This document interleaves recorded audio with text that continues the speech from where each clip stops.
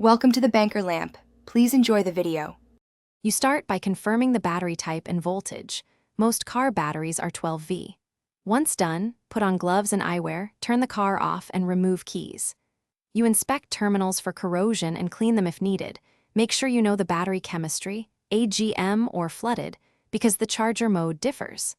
Now set the charger to 12V and the appropriate mode, then attach the red clamp to positive and black to negative, or chassis ground if the negative terminal is inaccessible. You pick a charge rate based on need. Use 2A for maintenance and 10A for quicker top-up.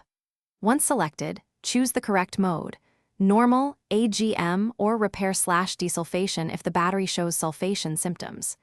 Make sure the charger reads the expected 12V and shows the chosen program, then start charging. While charging, check voltage and current occasionally and feel the battery case for overheating. If temperature rises or readings jump, stop and reassess. Safety and battery life depend on controlled charging. You finish when the charger indicates full or switches to float mode, then let the battery rest for 10 to 15 minutes so surface voltage stabilizes. Once rested, disconnect the black clamp first, then red, and secure terminal covers. Verify health with a multimeter or by starting the vehicle.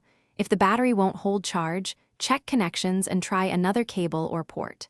Troubleshooting tip: if charging fails, test with a known good battery or a different charger.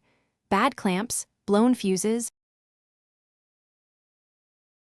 Thanks for watching. If this was helpful, leave a like and consider subscribing. See you next time.